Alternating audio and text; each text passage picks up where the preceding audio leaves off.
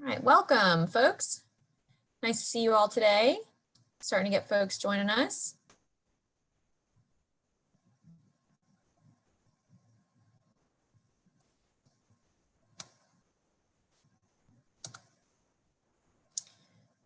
Just a few housekeeping things as you come into the webinar today. I have disabled the chat function. Since this is a webinar, we cannot see or hear you, but you can absolutely put your questions into the Q&A. So you'll see in the black toolbar, it looks like a little like little message bubbles, and you can go ahead and type your questions into the Q&A. I will be monitoring that as Susan gives the presentation today and answering some of those questions as we go, and then saving others for the end for those questions that will be relevant and applicable for the whole group. So we're going to take a couple minutes and wait for everybody to get logged into the webinar. We had 100 people register, so I'm going to wait here for a little bit and make sure that we have everybody join us. Let's see here.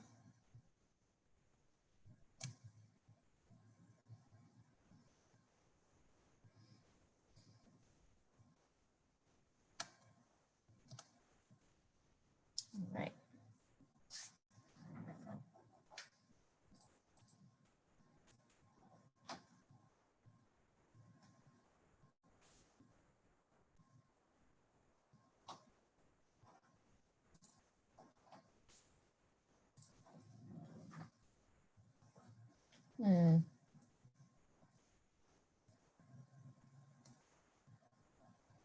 Interesting.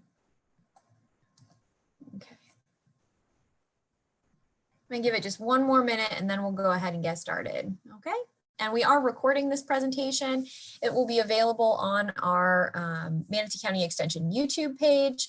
And if you registered for the webinar, you can access the recording through Zoom if you follow that registration link, or rather the confirmation link that you received when you registered, because this is being recorded as an on-demand webinar.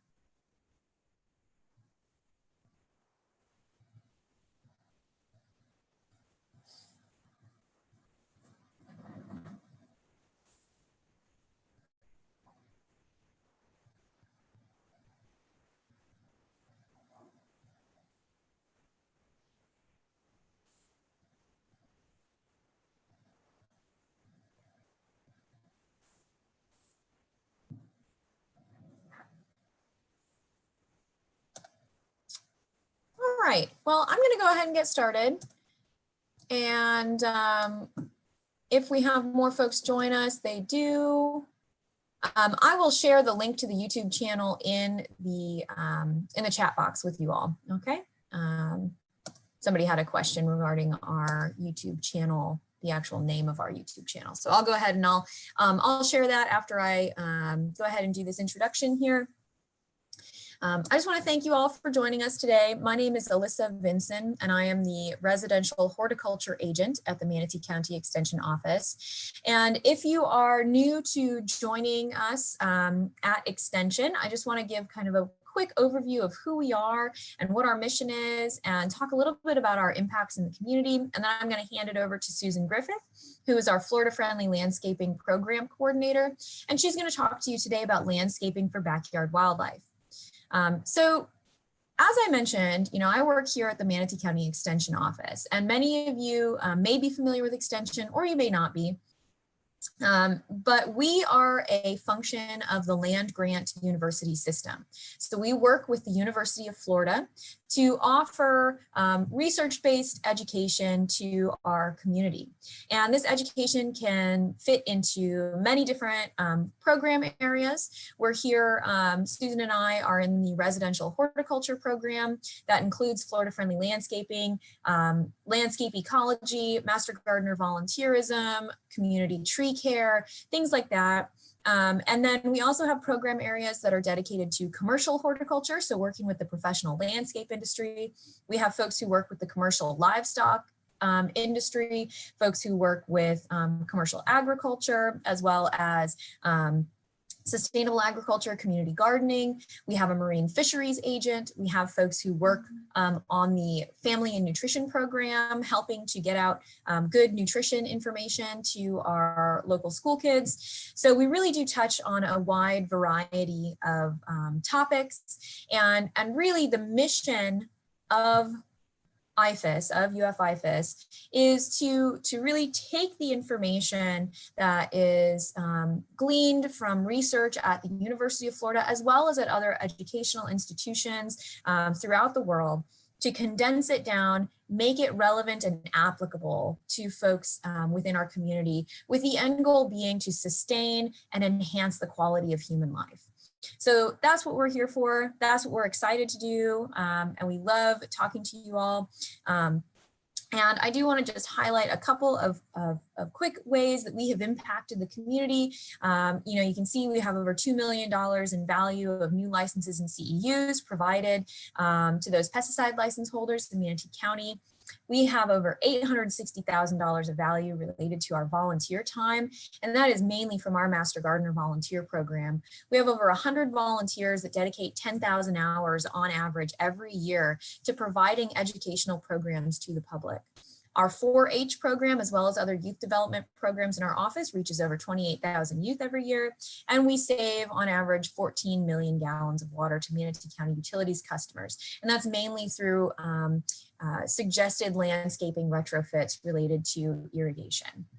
So that's a little bit about us. That's what we do, and we're excited to talk to you today about landscaping for wildlife. And I'm going to go ahead and stop my share, and I'm going to let Susan share her screen. And while she is getting that set up, I will, there we go. And then just slide it into presentation mode. There we go. Perfect. It's fighting me for a second. Excellent. All right. Well, thank you all again. And I will be in the background answering questions as we go. All right. Good morning, everyone. Thank you for joining us today to talk about Florida-friendly landscaping to attract wildlife. A lot of people may not realize that attracting wildlife is actually one of the 9 principles of Florida-friendly landscaping, along with right plant, right place, watering efficiently, fertilizing appropriately, mulching, managing yard pests responsibly, which also ties into this. We'll talk about that. Recycling in the landscape, reducing stormwater runoff, and protecting the waterfront. So attracting wildlife is number 5. And attracting and supporting wildlife is a very important part of FFL, or Florida Friendly Landscaping, because 1,000 new people approximately are moving to Florida each day. And this is predicted to increase with time, and our natural resources are going to be stretched thinner and thinner. And it's time that we start planning ahead now to make some positive changes. We can conserve more water by following Florida-friendly landscaping principles. And we can all provide a haven for wildlife in our communities, as well as our individual backyards, to try to offset the loss of habitat that many species are experiencing as human population density increases. So Florida's projected population by 2060 is looking at 36 million people living in the state, and about 7 million acres of natural lands are projected to be converted into urban use. And this is an area equivalent to the size of the state of Vermont, to put that into perspective. So if you look at this graphic, it shows the developed land currently, and you see a lot of this open conservation land as well as undeveloped land. But then if you look at the projected land use of 2060, you can see a whole lot more of that orange color on this map, which indicates that that is projected to become developed land. So obviously a lot of habitat loss is in our future. And the greatest threat to wildlife populations today is habitat loss and fragmentation. And here's a nice picture of our Florida gopher tortoise, and he is a threatened as well as a protected species. So how can I help? We all ask ourselves, how can we help? So there are basically 4 very important needs that wildlife has: food, cover, water, as well as space. So those are the most important 4 elements that we can try to provide them. So installing more native vegetation is a very important part of this. So you want to try to plant excuse me, more native plant species in your landscape to provide the food and the cover for these native wildlife species. And once established, native plants typically require less care and resources to maintain than their non-native counterparts. Native plants have adapted to Florida conditions over thousands of years, and they've evolved with the native wildlife. So the native wildlife is really quite dependent upon these native plant species, and the native plant species continue to kind of disappear as more development comes in. So they also have better resistance to pests and diseases, therefore they require fewer pesticides. And always do remember right plant, right place. This applies to native plants as well. Do your research before purchasing plants, because even natives can be planted in the wrong place. Some native plants really require very wet soils, for example, and some require quite dry soils. Some require full shade, some require full sun. So you really do need to put that right plant in the right place. And please do keep in mind that, like any plant, even native plants do have that establishment period where they do need to be watered regularly to get them established. All right, here's a few examples of some native plants that are excellent for wildlife. The live oak attracts just about everything. Pretty much about 100 different species of wildlife depend upon the live oak. It's really a staggering amount. And the native firebush, Amelia patens, is another great wildlife support. It has these nice tubular flowers that are great for pollinators and hummingbirds, and also the nice berries that provide food for birds and some mammals. Providing water is incredibly critical. And if you're going to have a bird bath, try to avoid really slippery bird baths. The birds are going to be a little trepidatious about using really slippery ones. So something like this, it's more of like a concrete base with some texture to it. Those tend to be a little bit better. And these are examples on the right of butterfly puddlers. The top one was actually a bird bath that was repurposed into a butterfly puddler just by adding some nice clean sand and some water and some river rock. And the bottom picture is a terracotta saucer that was made into a butterfly puddler. Water sources should be near cover, but not surrounded by cover. So the combination of both visibility and nearby protection are critical. If it's either too exposed or too open or too densely covered by vegetation, wildlife will not feel safe there. So think about the watering hole footage from nature documentaries. Drinking and bathing are probably the 2 most dangerous, risky activities for wildlife when they're the most vulnerable. They've kind of let their guard down, they're having fun, they're enjoying what they're doing. So you really need to make sure that it's in a proper spot for them to feel safe. So these 2 bird baths are in ideal locations where they're not inside the cover, but they're near it. So they have visibility, but they can also fly up into the protected area. And you want to, of course, ensure that your water is clean and fresh and plentiful. And the sound of running water will pretty much guarantee you that you will have wildlife visitors to your property. So running circulating water is definitely easier to keep clean with a filter rather than having to clean still water containers every few days, because, you know, in Florida, things get very algaed very quickly. So you really do have to clean still water containers really regularly. It is obviously more of a financial investment to invest in a pump and a filter, but it is in the long run going to save you a lot of time and aggravation if you want to have clean, fresh running water. Providing a small pond will help to support our native frog species. And unfortunately, our native frogs are challenged due to habitat loss, for one thing, and also the invasive Cuban tree frog, which likes to eat them. Pictured here are our native pig frog, our native southern leopard frog, and our native cricket frog.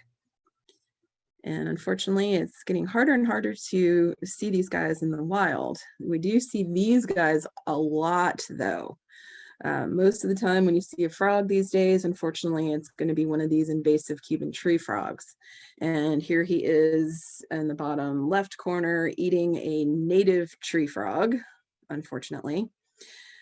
And I don't know if we have any other Florida natives in the audience, but I remember as a child, there were so plentiful, these really beautiful little green tree frogs. They were everywhere. And now I really don't see them unless I travel to really remote areas of Florida. Then I see them, but yeah, they're not, it's not like it used to be.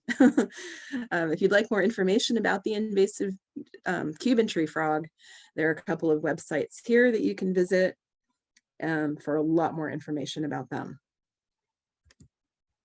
Another thing that we can do is we can provide bat shelters. Here's a really elaborate one. I would be very impressed if any of you build a bat shelter like the one on the right side of the screen. But it's pretty easy to build these smaller ones, and you can also purchase them. Be sure to put up a baffle like you see in the picture on the left side of the screen to keep unwanted wildlife from getting up into the bats. We do have 13 native bat species in Florida, and there are 2 of them that are particularly likely to find a home in the bat house that you provide, and that would be the Brazilian free-tailed bat or the evening bat. There's no guarantee, though, that you will get bats in your bat house. It may take a long time as well. And some people have put them up and it takes years for them to find it and to use it. A lot of times, if you just have a lot of foliage in your yard, they can find where they need to be just in your foliage. Here's a lot more information about bats from the Florida Bat Conservancy website, floridabats.org. Another great thing to do, if you're able to, is to provide snags and brush piles, if at all possible. Obviously, sometimes they can be very tall, and you don't want to have a dead tree that size, and a snag is another word for a dead tree. You don't want to have a snag that tall that it might be in danger of falling on your home during a wind event. So if you have a really large property, it's much easier to have a tall snag, but you can always cut them. You can cut something like that in half to make it a more manageable size, and then you can retain it in your landscape. Snags support a huge variety of wildlife, particularly snags with hollows in them, like you see here. So particularly if your dead tree has a hollow, you can just kind of cut that guy to a manageable height and leave it in place, and you'd just be amazed at the variety of wildlife that can utilize such a great snag. Many mammals use tree cavities, including other bat species, big brown bats, Raffinesque's big-eared bats, squirrels, raccoons, owls, and nearly 40 other species of birds. And Florida does actually have 5 permanent resident owl species. And they are the barn owl, the great horned owl, the barred owl, the little screech owl, and the adorable burrowing owl. And the burrowing owl sometimes uses gopher tortoise burrows for his home. They also can dig their own, but sometimes they use existing burrows as well. And if you can't provide a snag, you can try nesting boxes. Sometimes the holes need to be modified. You might need to have a hole saw to draw a larger hole so that multiple species can use it, such as larger owls and flying squirrels. This one pictured here is a nesting box that's made for larger animals like the barn owl. And here's some more options for your cavity nesting species. This one actually comes with a camera, so that would be very interesting. You can provide bird feeders. However, just be really careful with your selection of the type. And I'd like to caution you about buying them with too much capacity. With our climate here, you know, we have such a humid atmosphere anyway, but then it does rain a lot of the time. And open bird seeds such as these really are not ideal for our climate. The seed, it just holds too much of a capacity of seed, and the design of it allows the moisture to affect the seed. And I caution you against using wooden ones. The wood will definitely rot in our climate. And bird seed actually can become contaminated and becomes toxic very easily when it's wet or even damp. So you don't want to inadvertently be feeding birds toxic bird seed. That would be horrible, right? So think about the 4 or 5 months of near daily rainstorms that we often have. You don't want to just be hanging out this bird seed to become contaminated and leaving it out there. If you have that huge amount of it, it just sits there and it can turn bad and become very dangerous for birds. So you want to pick one that can be cleaned very easily, that doesn't have a huge capacity like that, and try to choose one that can be only partially filled. You can think that you might be getting a squirrel-proof one because some of them are advertised as being squirrel-proof, but unfortunately, I don't think there's any such thing as a squirrel-proof bird feeder. They are so crafty and tricky. They are very entertaining to watch as they get into squirrel-proof bird feeders, but they always seem to find a way. And this is our very common eastern gray squirrel, which is native to Florida. This is the best one, the best bird feeder that I have tested anyway. And for 2 reasons: it is plastic, so it's very easy to clean it with warm soapy water and rinse it really well, dry it really well. It stays very sanitary. It will not rot out in the rain and humidity. And what I do with it, I don't use the whole capacity. I only use these little side holes here. As you can see, I just put a little bit of seed in there every day so that they get a little bit of a meal, but there's no possible way for the seed to go bad. So I would highly recommend doing that. Of course, I also provide plants to feed birds as well. So they're not completely dependent upon this for their food. But I would definitely recommend going with a very small amount of birdseed if you're going to do it. Also do some research about birdseed before you start using it. There have been a lot of lawsuits in the past, and if you start Googling birdseed and lawsuits, you'll find all kinds of horrifying things where people, companies were selling birdseed that was treated with pesticides. So obviously, wiped out a lot of birds. So just do your research before you do anything. Here are some of the species of birds who would be most likely to visit a bird feeder. So you've got blue jay, the mourning dove, which likes to kind of hang on the ground underneath the bird seed feeder to get the seed that falls on the ground. The male and female northern cardinal will visit, the northern mockingbird. One of my very favorite little birds is the tufted titmouse. They're just adorable. And out of the warblers, there's a lot of different warblers, and the pine warbler will eat some seeds, but for the most part, pretty much every other species of warbler will only use a suet feeder rather than seed. Brief little personal story. This is my back porch, and a Carolina Carolina wren, sorry, family actually built a nest on my porch, like inside my porch, inside of a plant pot. And the crazy thing was, that's to the right of it, you can see where the door closure is. So it was right at the head level of my 90-pound dog. So they are very trusting birds. The male's call sounds like a tea kettle, tea kettle, tea kettle, according to some people.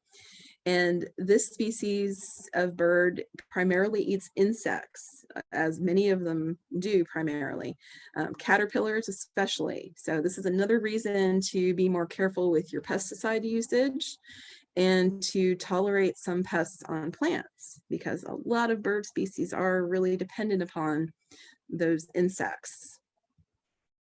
And here's their little eggs in the nest, and the parents sitting on the eggs, and the babies ready to fledge. I actually came home on a lunch break, and the babies had fledged and were in my porch, so I had to catch them all and put them outside.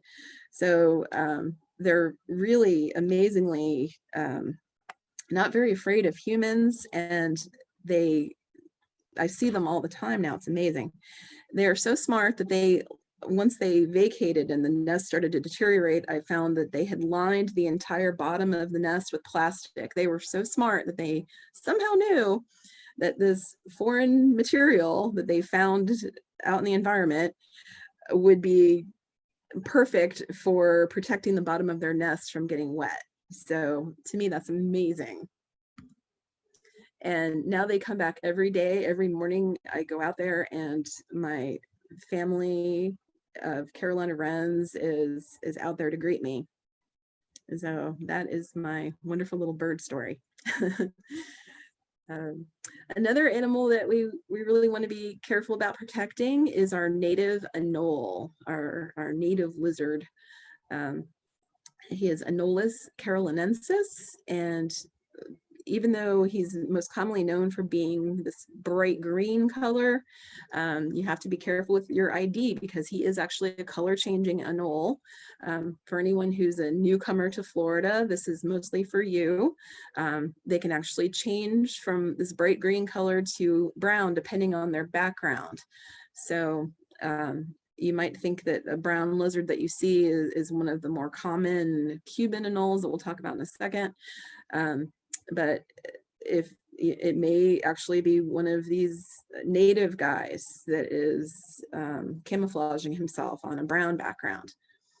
They have evolved to be increasingly more arboreal. So they've gone up into the trees to avoid competition from the more terrestrial invasive lizard species. They eat mainly insects, and that's another reason to avoid pesticide use if possible. These are the invasive ones that are much, much more common, the ones that you see everywhere all the time, every day. This is the male on the left with his dewlap extended. The mature males often have kind of a pronounced ridge down their head and spine. They're also very aggressive. You can often see the large males fighting with each other. The females are much smaller. They usually lack the dewlap, or it's much less pronounced, and both are usually speckled or patterned in some way, and the natives are not. That's how you can tell the difference there. So another thing we can do is attract and support butterflies and other pollinators. This is a beautiful monarch shown here, and a metallic sweat bee that are very common in Florida. You'll see them oftentimes when you're working out in the yard because they are attracted to our sweat. And they also, as you can see by this picture, are excellent pollinators. So you need to pick a sunny spot in your side or backyard, and you can create a bed of pollinator-friendly plantings, such as the black-eyed Susan, the purple coneflower, or the Florida tickseed, which are excellent pollen-producing plants. And here's what they look like when they're together. It's quite lovely. You want to also make sure that you always include larval host plants. The zebra longwing and the Gulf fritillary both use native purple passion vine, Passiflora incarnata, shown on the left, with that really showy flower it sometimes gets, and the corky stemmed passion vine, Passiflora suberosa. The zebra longwing a larva will feast on that in the shade, and the Gulf fritillary in the sun. And I just wanted to point out a few of the larvae and chrysalises of some of our more common butterflies. A, because they're very interesting looking, and B, if you're wondering what that thing is eating your plant before you get out the spray bottle, you want to know what it is. So, and also the chrysalises, if you see at the bottom, right across the bottom there, those are all the chrysalises of the different species of butterflies, and don't they look exactly like dead brown leaves that are curled up? And so if you're grooming your plants and you see that, you don't want to throw that away with your yard trash, certainly. You want to leave it there so it can develop into a beautiful butterfly. So we see the zebra longwing and the Gulf fritillary, the spicebush swallowtail, which has some of the cutest little caterpillars ever, and the cloudless sulfur, which also has a very interesting caterpillar, and the chrysalis looks almost like a flower. And of course, monarchs, queens, viceroy, and soldier butterflies use milkweed as their host plants. So I would definitely highly recommend picking up some native milkweed species for your yard to help support the different species of butterfly that use that. The swamp milkweed obviously is for a wetter, swampier area, and like the pine woods would be for a more high and dry area, as would the butterfly weed. So get the right milkweed for your conditions. Would definitely recommend using the native. Give it a try rather than going to the big box store and getting the tropical milkweed, which is so prevalent everywhere in the open market. But you know, it can and often is be treated with systemic pesticides, and you definitely really do not want that. There are a lot of native nectar producing plants that are excellent for attracting butterflies as well as hummingbirds. And shown here is the tropical sage, Salvia coccinea, the coral honeysuckle vine, Lonicera sempervirens, and the coral bean plant, Erythrina herbaceae. And yes, we do have hummingbirds in Florida, believe it or not. If you have the right plants, you will actually occasionally see hummingbirds. Here's a male and a female of the ruby-throated, which is really our most common one that is here most of the year. Would definitely recommend foregoing the hummingbird feeders. I would definitely not drink that mysterious red liquid. Would you drink that mysterious red liquid?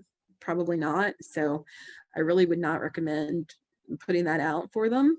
Plus, again, with our climate here, our unique climate, really it turns bad very quickly when it's outdoors, and it can make them sick if it turns bad. So really would not recommend that. Instead, you can attract hummingbirds with the appropriate nectar plants.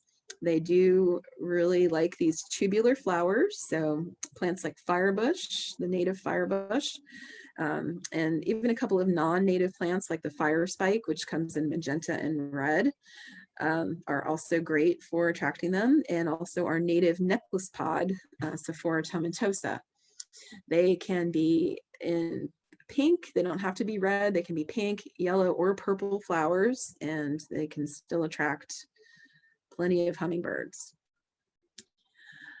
We also want to try to provide habitat for our native ground bees.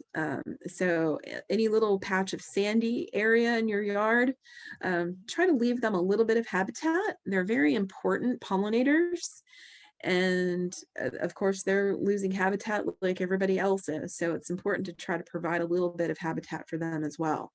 Their nests are all underground, so do be careful to not step on them, give them wide berth. But they're not aggressive at all, and they will only sting you as a last resort, because to sting you will kill them, and they know that. So only if they think they're going to die anyway are they ever going to sting you. And mason bees will come and visit you if you provide a bee bungalow in your yard. That's one of the species that will use a bee house, as well as our beautiful little native leaf cutter bee. You've probably seen some leaves in your yard that have these almost perfect circles cut out of them. And you might think, oh, what on earth is doing that? Well, it is these charming little bees, and they build these sort of cigar-like tubes, and they will actually utilize your bee bungalow that you provide. They'll build this little cigar tube nest inside of the bee house you provide. So thinking of your landscape as a wildlife habitat. So even if you have a privacy fenced yard, even if you're in a highly maintained community otherwise, you can have your own thing going on, and really your own wildlife habitat in your own backyard. And a lot of that is by adding a lot of native plants and reducing the maintenance, so you don't have somebody in there every week with the power equipment, constantly shaping everything into a box. You're not going to have a lot of wildlife if you have that going on. So basically, this is thinking outside the box. This is thinking about letting things be more natural, reducing that maintenance, reducing the pesticide usage as well. And of course, if you have an HOA, remember that you always have to get approval from your HOA, your architectural review board or architectural review committee prior to making any changes in your landscape. Turf in your landscape, it does have a purpose as far as filtering. It's pretty good at filtration. It's good at erosion control. It's great, of course, for play areas for children and pets. But unfortunately, it does provide very little in the way of food or cover for wildlife. So you can definitely think about reducing the amount of turf grass areas in your yard by putting in more plants. You can consider reducing the mowing frequency in low traffic areas of your yard, and consider putting in ground covers where turf will not grow or is difficult to maintain, such as under shady trees or sloped areas. Remember, right plant, right place. Another really important part of this is creating corridors and islands of vegetation to provide more food and cover for wildlife. Here are some great examples of yards that have been converted into more of a wildlife habitat. You can take a large expanse of lawn and just put in an island. Here's a more beachy version on the left of that, that you can see how that is definitely more hospitable to wildlife. Even just that one clump of saw palmetto that creates an island in the photo on the right, definitely is much more beneficial to wildlife than just having an expanse of turf grass lawn there. Here is the yard of one of our master gardeners, who has probably the most exquisite example of a backyard wildlife habitat that I've ever seen. This is a drone image of her backyard. It's really incredible. And it's very easy to create these islands of vegetation. Just choose an area and you can kind of just remove the turf grass from that area. Really long garden hoses are very good for laying out to create the shape that you're looking for your new island of vegetation.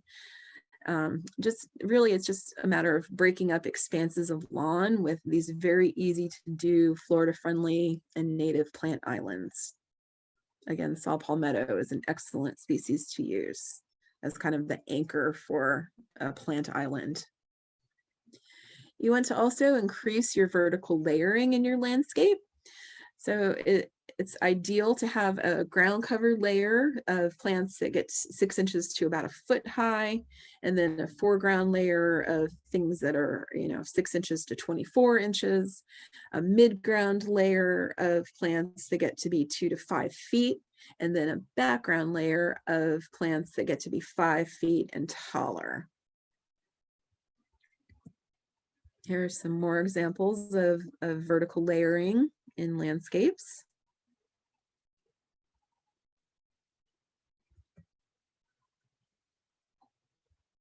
Now we're going to talk about some of the landscaping for wildlife plants. The live oak, as I mentioned before, it provides habitat for so many different species of animals. It's just amazing.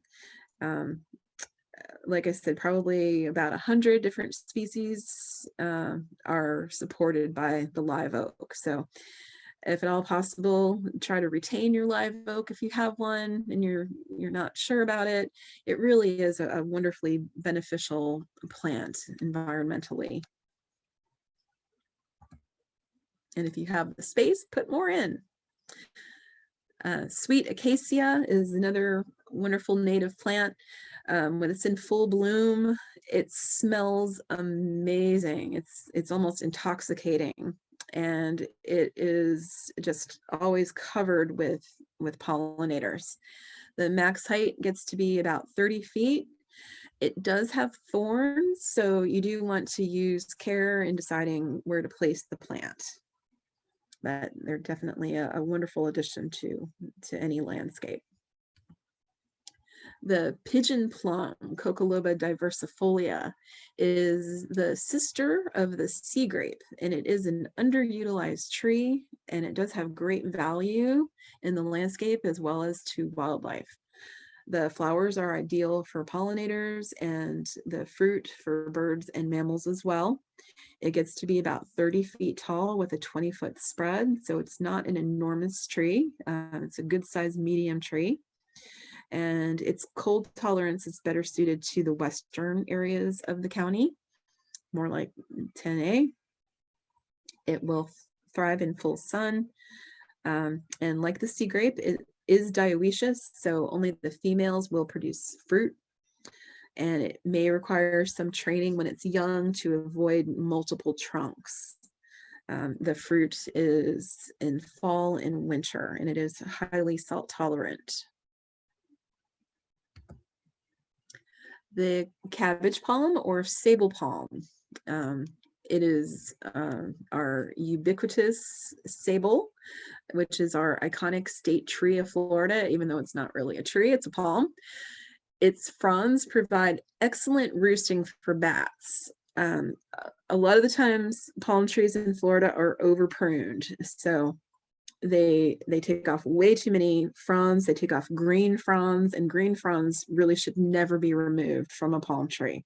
Never let anyone talk you into hurricane pruning. That is a fallacy.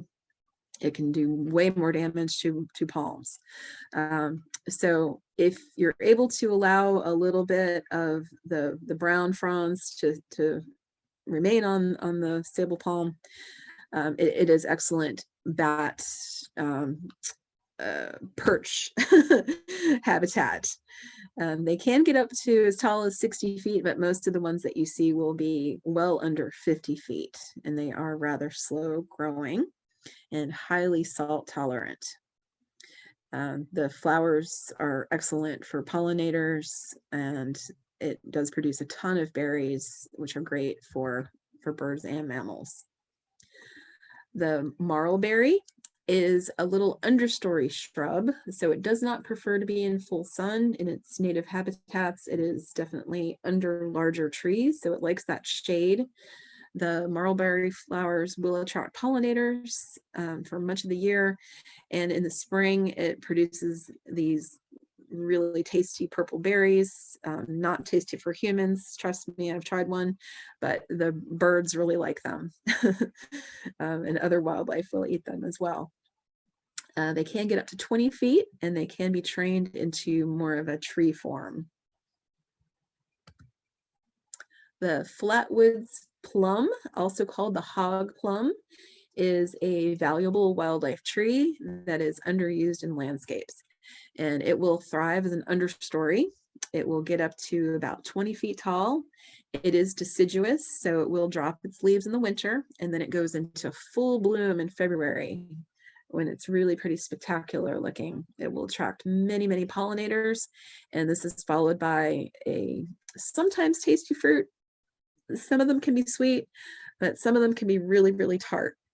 So don't expect that all of your flatwoods plums will be human level of edible. But they are definitely very, very popular with wildlife. It can have some thorns. This particular plum does not tend to sucker as much as its closest relatives do, but it can. The sea grape is an excellent large shrub. It can be cut into a hedge or trained to be a medium tree, and it is an excellent wildlife supporter. Again, be sure to get a female plant because it is dioecious. The males will only flower and will not produce the delicious fruit that every creature loves. I know I do, but I do know some people who are not fond of it. The Simpson stopper is most often seen as a large shrub, but it can in time be trained into a beautiful tree form, which will accent its beautiful coppery colored bark. It really has this really spectacular bark. It is an excellent plant for cover and nesting for low nesting birds. The flowers are extremely attractive to pollinators. It gets these white, kind of powder puffy looking flowers, and the orange reddish fruit attracts birds most often in the late summer and fall. It can get up to 30 feet by 20 feet. Or as I said, it can also be maintained as a lower shrub, especially in full sun where it won't stretch as much. In shade, it tends to get a little more stretchy. The beautyberry, Callicarpa americana. This large sprawling shrub prefers partial shade over direct harsh sun. It can be in sun, but it won't look quite as good as it does when it gets a good bit of shade. It gets to a max spread of about 8 feet by 8 feet, and it has really a proliferation of white to pinkish flowers that are mainly bee pollinated, and they're followed by these really striking bright purple berries in the fall. And sometimes they retain them through the winter, so you get a lot of bang for your buck out of this plant. And the birds love the beautyberries. Again, I have tried them and they're not tasty to humans, but the birds really do enjoy them. Firebush is possibly the best, friendliest shrub for wildlife in Florida. Pollinators love it. You'll possibly, I'm not going to guarantee you that you'll get hummingbirds, but you could very well get hummingbirds if you add this plant to your yard. Other birds are attracted to the fruit. which is very tasty. It's really not bad. You can actually eat firebush fruit. It doesn't taste too bad. And if you don't have one yet, what are you waiting for? Please do be aware that unless you buy it from a local native plant nursery, you may be purchasing a non-native variety, and you don't really want to do that necessarily. They can actually hybridize with our native one. So it's really better to try to get the native one if you can. The flowers tend to be more yellow on the non-native one, and the leaves are smaller and more glabrous or hairless than the native firebush. And it is not salt tolerant. Wild coffee is another rock star of the native wildlife attracting shrubs. It is in the same family as the firebush, the Rubiaceae family, which is the coffee family. Pollinators love the white flowers. They're here in the spring and summer, followed by these really tasty red berries for birds, not for humans, but for birds. Birds love them. This plant really does prefer to be in the shade. In too much sun, it will turn kind of sickly looking and yellow. So try to keep it in the shade. And also, if you have one of these, don't be surprised that you're going to have a lot of volunteers coming up. So you'll have a lot of plants to give to your friends. It is native though, so native plants can never be invasive. Cocoa plum. This becomes quite a large shrub, and it can make a nice tall hedge, and it does produce these, actually for humans, they're fairly tasty plums. They are edible for humans as well as wildlife. Wildlife will go crazy over them. It does have moderate salt tolerance. And the dwarf blue stem palmetto is a beautiful option for someone that's looking for a smaller version of our iconic state tree, the SABAL palmetto. This one only gets to be a max of about 9 feet tall by 8 feet wide, and it does develop a short trunk, but it takes a very long time. It's a very slow grower. It is an excellent plant. It blooms for pollinators, and it creates berries for birds and mammals. It does not have thorns. It can be difficult to transplant, as is the next one we'll talk about, the Sabal-etonia. This sabal needs an understory environment with more shade, and it also provides really good cover for wildlife.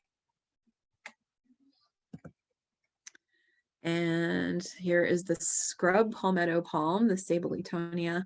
This is another mini version of our iconic sabal. And it creates these huge white cascading blooms like all sabals do, and provides excellent food for pollinators and berries for birds and mammals. It's another underutilized small sabal, which grows only to a max of 6 to 5 feet, 6 foot high, 5 feet wide. This one can handle a little bit more sun than the last one, the blue stem. And again, no thorns. And speaking of thorns, this one does have what gave it its name, saw palmetto, as its little saw edges that it has along its petioles. So it is an excellent wildlife plant, however, so don't let that scare you away. It does eventually take up a whole lot of real estate though, so you need to make sure that you have ample space for this guy. It does eventually in time produce these snaking trunks like you can see in the bottom picture there. So it's not an ideal plant for small spaces or right next to sidewalks, especially because it has the saw edges as well. It does provide excellent cover for wildlife, flowers for pollinators, and attracts birds and mammals with the fruit. Yelpin holly, Ilex vomitoria, is an excellent wildlife plant, but bear in mind they are dioecious, so meaning that the male and female flowers are on separate plants and only the females can produce fruit. It is available in the dwarf form like Nana, which is male only, no fruit at all, for hedges, or the weeping form like the cultivar pendula shown here, which is quite attractive. And there are also standard tree forms available. It does have high aerosol salt tolerance. The woolly tea bush, Malochia tomentosa, is a large shrub that is really just a magnet for pollinators. It needs full sun and dry conditions once it's established. And it produces just an abundance of these pinkish purple flowers that are constantly abuzz with native pollinators. If you really are entertained by having plants in your yard that are just magnets for pollinators, this is definitely a great purchase for you. The county is another great wildlife plant. Mockingbirds and blue jays will eat the orange county seeds, but please bear in mind that they are toxic to people and dogs, etc. So consider that before adding a county to your yard, although it is very easy to remove them when the cones, when they first start to develop, so that they don't break apart and fall on the ground. It gets to be a max of about 4 by 4 feet. And it's also the larval food plant for the very rare Atala butterfly, which is mostly to our south. Muley grass is gorgeous this time of year. If you're driving around town, you've probably seen some muley grass in its full glory. It blooms in the fall, and it makes great cover for wildlife, and the seeds attract birds. It is absolutely outstanding when it's blooming, and it is very tolerant of any landscape conditions. It can take any kind of soil. It can tolerate flooding. It can tolerate drought very, very well. Fakahatchee grass. Tripsacum dactyloides is the large Fakahatchee grass that gets to be a max of 6 feet by 6 feet, and Tripsacum floridana is the dwarf version with a max of only 4 feet by 4 feet. So depending on the amount of space you have, you want to pick the proper Fakahatchee for your needs. It provides great cover. It is a larval food source for the Byssus skipper, and birds will eat the seeds, and pollinators will visit the flowers when they appear in late spring, and it requires very little maintenance. It does only have medium to low salt tolerance, though. And gopher apple. This is not usually the thickest of ground covers, I'll be honest with you there. It tends to be a little sparse, but it is quite hard to kill once it is established. It gets no more than about 1 foot tall, and it likes the same dry, hot, sandy areas that the endangered gopher tortoise likes. So if you have gopher tortoise in your area, you can give them a treat by planting this plant, and it is highly, highly salt tolerant as well. The native wild petunia, Ruellia caroliniensis. It's a very nice native ground cover. It's the larval food source for the common buckeye, as well as the white peacock butterflies. It is not salt tolerant, though. And finally, sunshine mimosa is a ground cover for full sun. And talk about a plant that bees love. Bees absolutely adore this plant. It is constantly covered with bees. They're all over these beautiful pink flowers it produces. It can be deciduous if we have a cold winter, so do keep that in mind. But this is a species that you can actually add to your either your turf grass lawn, as long as you're allowed to do what you want with your turf grass in your neighborhood. And if you already have sort of a mixed species yard anyway, you can certainly add this plant to it. It is actually mowable. So of course, when you mow it, you will be taking off the beautiful pink flowers, but they'll come right back. As long as you have full sun, it blooms continuously and is mowable. So it's really a great addition.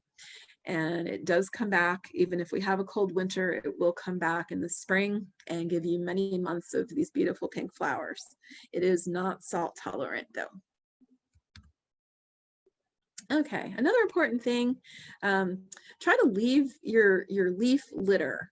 Leaf litter not only acts as a natural mulch, it also provides the perfect habitat for earthworms and for other invertebrates who really do help to improve our soils. Many birds and other animals forage in leaf litter for their food and eat some of these invertebrates. So it is a very essential part of the soil food web. So I highly encourage you to leave your leaf litter in place. And this is just a few words about snakes. And I know a lot of people freak out at the thought of snakes, but our beneficial native non-venomous snakes are so important. So if you're really squeamish about snakes, this is your moment that you can turn your head and walk away. But really, let's just give them a few moments. These are the two most common beneficial non-venomous snakes that you'll see in Manatee County. This is the adult version of both of these. They look different as juveniles. The red rat snake, which is also called the corn snake, and the southern black racer. They're very common. The southern black racer is very skittish, and he does not want to be anywhere near a human being. As soon as he sees you, he's going to want to take off. The red rats are much more mellow. They'll just kind of chill out and hang out.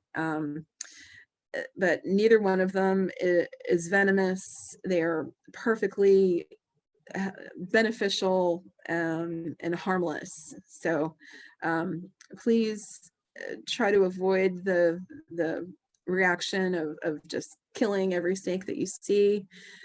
Just try to walk away and let it be.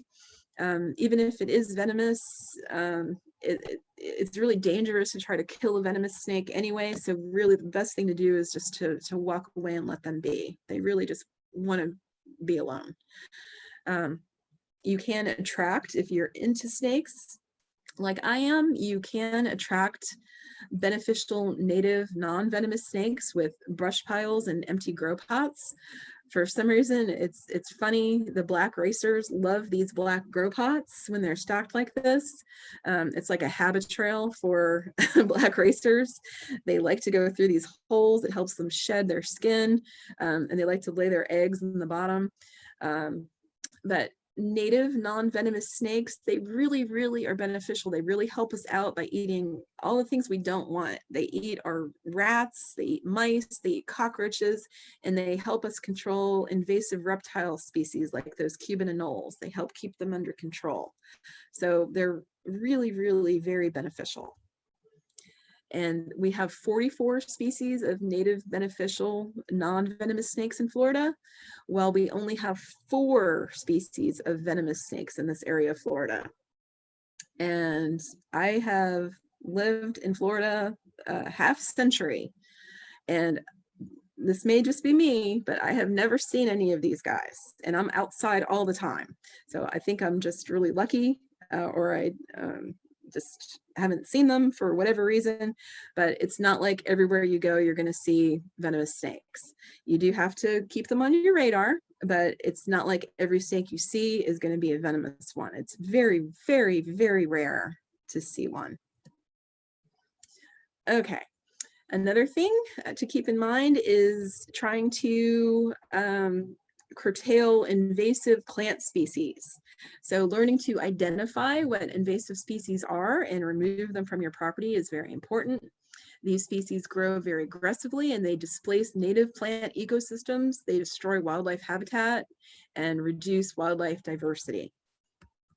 Here quickly are just a few of our more egregious invasive plant species: the Brazilian pepper, the air potato, the carrotwood tree, the melaleuca, the rosary pea, and the Australian pine.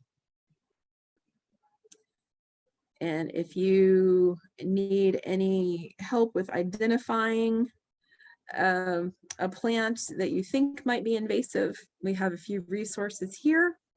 The UF-IFAS assessment of non-native plants is the top one. That's a great website to go to. Also, there's a static list for the flepc.org. And also, probably the best way to identify a plant is to send us a picture of it. You can send that to our Master Gardener Plant Clinic at manateemg, as in Master Gardener, manateemg@gmail.com.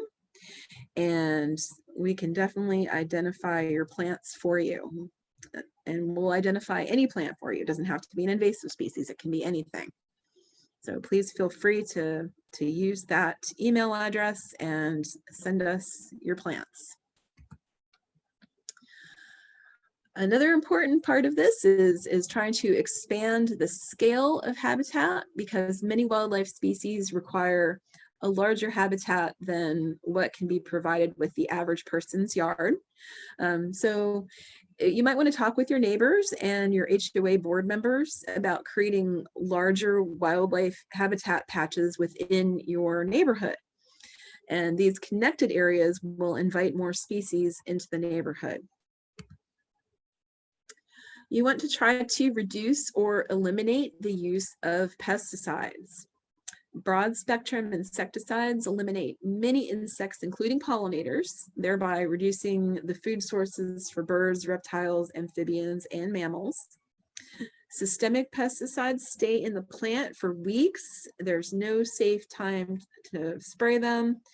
And then for the animals, there's no safe time to eat them either. So use integrated pest management, or IPM, in your landscape, which includes scouting for your plants to determine your pest levels and to learn to recognize your beneficial insects. Removing affected leaves or plant parts by pruning or trimming rather than getting out the spray. Spot treating if you must, using low impact products like horticultural oils. Just keep in mind, if you use horticultural oils, you don't want to do that in the full sun. You want to limit that to very small areas and do it at a time of day where you're not going to have burning from the sun. And keep in mind that that can kill beneficial insects as well. So keep that in mind. Also, please always read and follow all of your label instructions if you absolutely must use pesticides. And keep in mind that even organic pesticides like neem oil, let's say, the things that are labeled as organic, can still kill beneficial insects, not just pest insects. Here are some common examples of beneficial insects that you might find: ladybug, the big-eyed bug, assassin bugs, green lacewings, and parasitic wasps. And this is the larva of the ladybug. Believe it or not, it's not that large. It looks huge in this picture because it's magnified. But it's about the same size as a ladybug. And this is the green lacewing larva, and it can devour tons of bad bugs. And the advantage to the larva is that they don't have wings and they can't fly away. So there are sources where you can actually purchase these beneficial insects and have them mailed to you. But main takeaway is just try not to spray. Also, try to keep cats indoors to protect wildlife. Based on extrapolated data from Wisconsin, feral and free-ranging cats in Florida may be killing as many as 271 million small mammals and 68 million birds each year. So they are really excellent predators, and they are actually invasive species when they're outside. So they can do a lot of damage. And loose dogs will also harass and even kill a wide variety of wildlife species. And here are some of the troublesome wildlife species. If you're being bothered by some of these creatures, try going to myfwc.com to get more information about what you can do. I know, you know, they can be a lot. I'm sorry if you are suffering the effects of having, you know, some of these guys around. They can cause some issues. But maybe they can tell you some good advice about what you can do. And if you do not want the possum or the northern raccoon to visit you, these are two native mammal species that are interesting little guys, and you know, they're great. They have their place in the world, and we don't want to, you know, kill them. But if you don't want them to visit you, just be sure not to feed cats or other pets outside. If you do, you are guaranteed to be visited by them every night.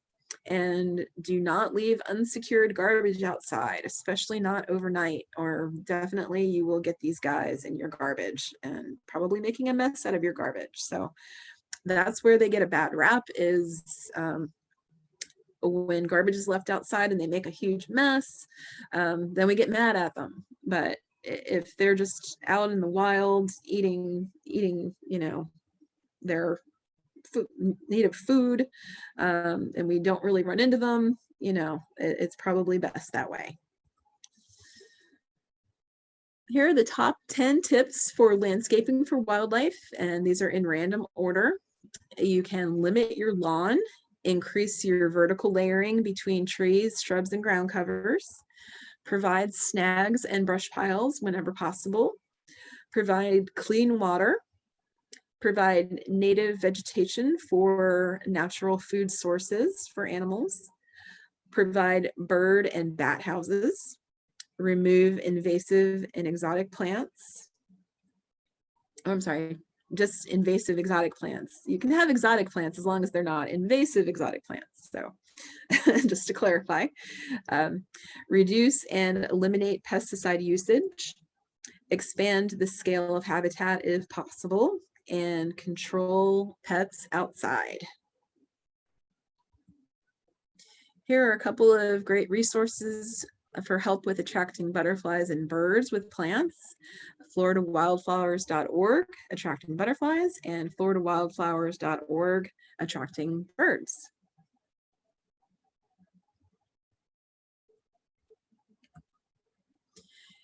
Here's a nice little book that is very inexpensive. I think it only runs about $5, Planting a Refuge for Wildlife, and this can be found online. Here's another one that is Landscaping for Florida's Wildlife. Again, you can find this online, and this one it shows here, $12.95. Has a lot of great information. And this is a wonderful book by our local author, Craig Hugel. And this is an excellent book for serious native plant and wildlife enthusiasts. For more native plant resources, please visit FNPS.org, the Florida Native Plant Society, and AFNN.org, which is the Association of Native Plant Growers. And also we have a great library of topics on native plants through the edis.ifas.ufl. You can also have your yard recognized if you're already a stunning example of a Florida backyard landscape for wildlife. We are happy to recognize you for that and bring you a wonderful sign for your yard. There's just an application to fill out and a $5 fee for the sign. But if you're interested in doing that, please contact me at my email listed there. And please remember that you are not merely a property owner, you are a habitat manager. Here's a nice picture of a bobcat sneaking a drink from a fountain over a fence. And thank you very much for attending today. And if there's any questions, I'm happy to take them. Thank you so much, Susan. I was able to answer most of the questions as we went throughout the presentation. If you have any last minute things, please go ahead and reach out to Susan at her email address. And we look forward to seeing you at future presentations. All right. Thanks, everyone. Have a great day. Thank you.